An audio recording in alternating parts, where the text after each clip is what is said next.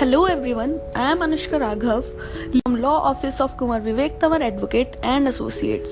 We welcome you all to our second season of Law Years on Company Law, a byproduct of our YouTube channel, The Noble Litigators.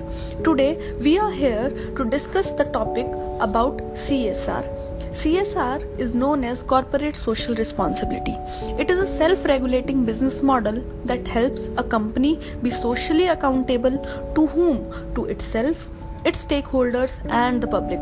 By practicing corporate social responsibility, companies can be conscious of the kind of impact they are having on all aspects of society, which may include economic, social and environmental. To engage in CSR means that in the ordinary course of business, a company is operating in ways that enhance society and the environment instead of contributing negatively to them. The Companies Act had introduced the concept of corporate social responsibility. The requirements concerning CSR were completely unknown to both the regulators and the industry. That being said, the provisions being hailed by the social activists with 2% of the net profit of the corporate giants being allocated towards social initiatives.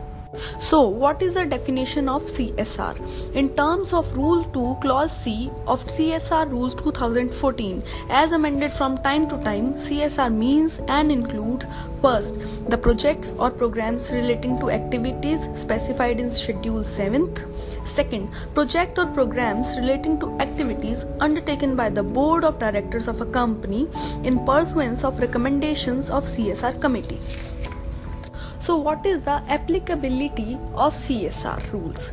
Every Indian company, including its holding or subsidiary company and a foreign company having its branch or project office in India, would be required to constitute a CSR committee from amongst the board if it fulfills any of the below mentioned criteria during the immediately preceding financial year.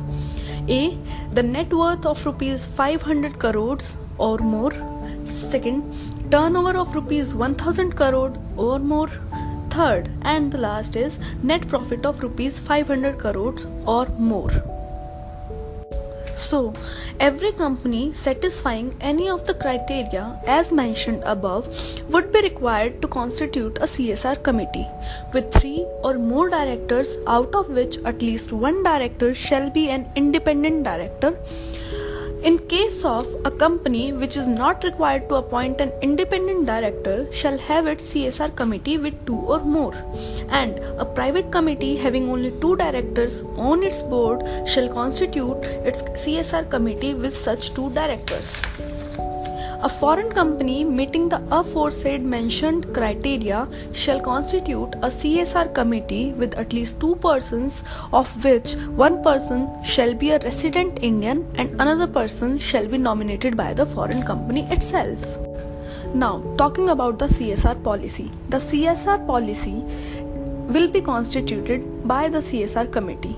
The CSR committee shall formulate and recommend to the board a CSR policy indicating the activities to be undertaken by the company in areas or subject as specified in 7th schedule of the Act.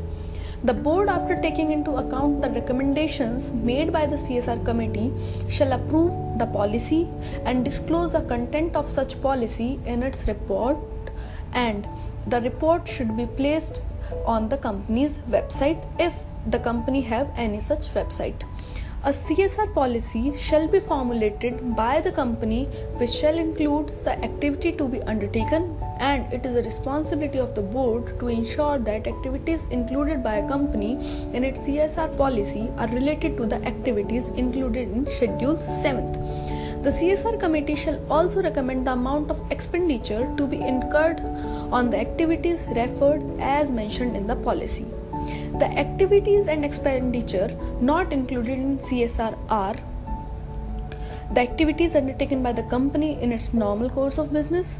The second one is the CSR projects or programs undertaken outside India, the CSR project or program or activities that benefit only the employees of the company and the family, The contribution of any amount, directly or indirectly, to any political party under Section 182 of the Act will also be excluded. The last one is expenses incurred by companies for the fulfillment of any act such as labor laws, land acquisition act, and etc. And the same nature alike things will also be excluded from the act. Now, at last, we will talk about CSR expenditure. A company which is required to constitute a CSR committee is required to spend in every financial year at least 2% of the average net profit of the past 3 financial years on CSR activities specified in its CSR policy. For this purpose, net profit means the net profit of a company as per its financial statement, prepared in accordance with the applicable provisions of the Act, and shall not include, first, profit arising from branches outside India, and second, any dividend received from other company in India which are covered under and complying with CSR provisions as provided in the Act. It has been clarified by MCA via its General Circular number 01/2016 that the contribution in kind towards CSR may also be considered as CSR expenditure. So that's all for today. I hope you all have liked our podcast channel. If so, then do please subscribe our channel Noble Litigators.